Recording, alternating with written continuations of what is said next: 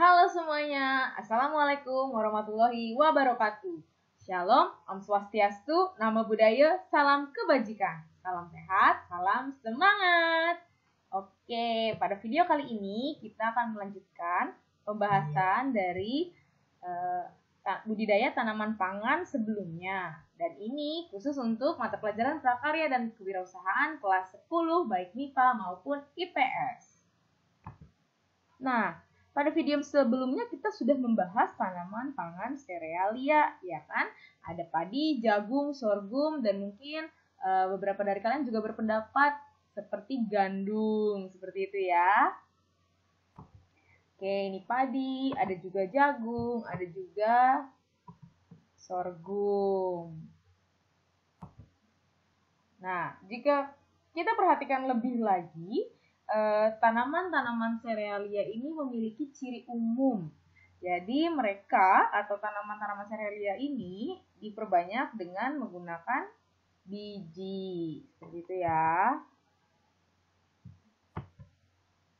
Selain diperbanyak dengan biji, tanaman-tanaman serealia juga rata-rata memiliki batang yang berbuku dan beruas. Gitu. Rata-rata ya. Kemudian tanaman-tanaman ini juga bisa hidup di daerah atau tanah yang dari kurang subur sampai tidak subur gitu. Nah, untuk hari ini kita akan melanjutkan pembelajaran kita membahas budidaya tanaman pangan, dan tanaman pangan yang menjadi objek pembicaraan kita di sini dimulai dari tanaman pangan kacang-kacangan. Oke. Kalian sudah pasti mengenal banyak jenis kacang-kacangan ya. Apalagi bagi kalian yang suka makan kacang, pasti sudah hafal ya. Di sini juga kita akan membahas sedikit tentang tanaman kacang-kacangan. Oke, yang pertama kedelai, Glycine L dengan nama latinnya. Kemudian kedelai merupakan tanaman semusim dengan tinggi tanaman antara 40 sampai 90 cm. Memiliki daun tunggal dan daun bertiga. Ya, kalau kalian perhatikan di gambar dia punya daun bertiga, maksudnya seperti ini. Jadi sekali tumbuh itu 3 gitu ya, barengan. Kemudian daun dan polong kedelai itu memiliki bulu. Nah, daun dan polong kedelai memiliki bulu. Ya, kalau kalian suka beli kacang kedelai gitu ya, yang suka dimakan misalnya direbus gitu kan, kalau kalian perhatikan atau kalian rasakan tekstur dari kulit si kacang ini, pasti rasanya ada bulu-bulunya. Nah, itu merupakan salah satu ciri fisik dari kacang kedelai ya. Kemudian tanaman kedelai memiliki umur antara 79 sampai 90 hari, berarti maksimal sekitar 3 bulanan. Polong kedelai yang telah masak ditandai dengan kulit polong yang berwarna coklat. Jadi nanti lama-kelamaan kulit dari polong ini akan menjadi warna coklat, dan itulah yang dianggap sudah masak atau sudah matang. Dan lagi-lagi kedelai diperbanyak dengan biji.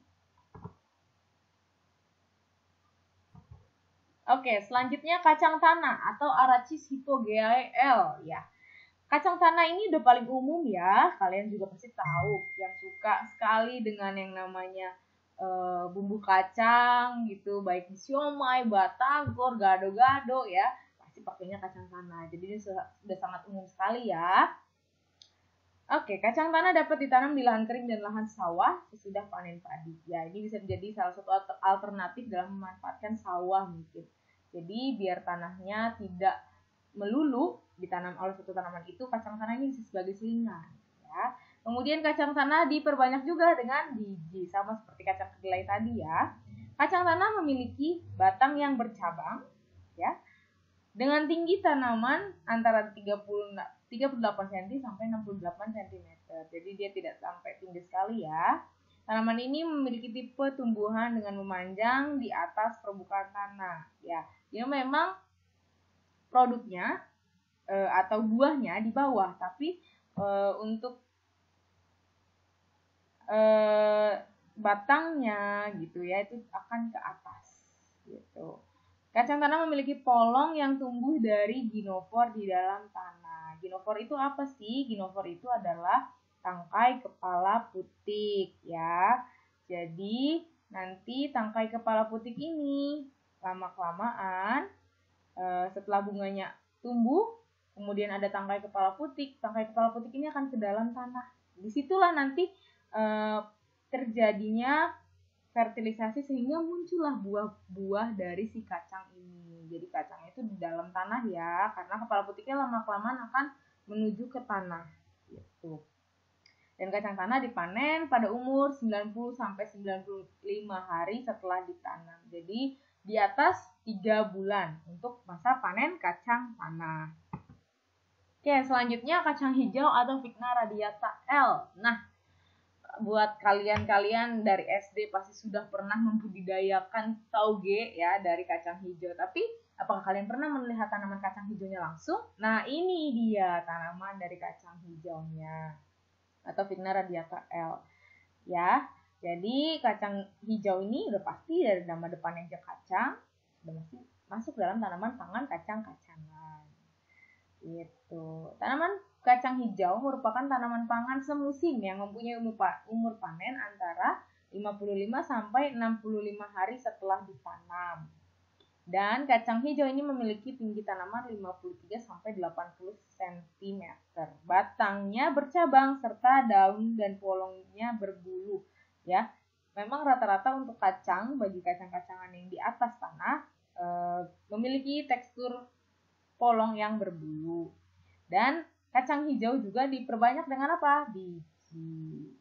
Kacang hijau dapat ditanam pada lahan kering maupun di lahan sawah sesudah panen. Sama seperti kacang tanah tadi ya.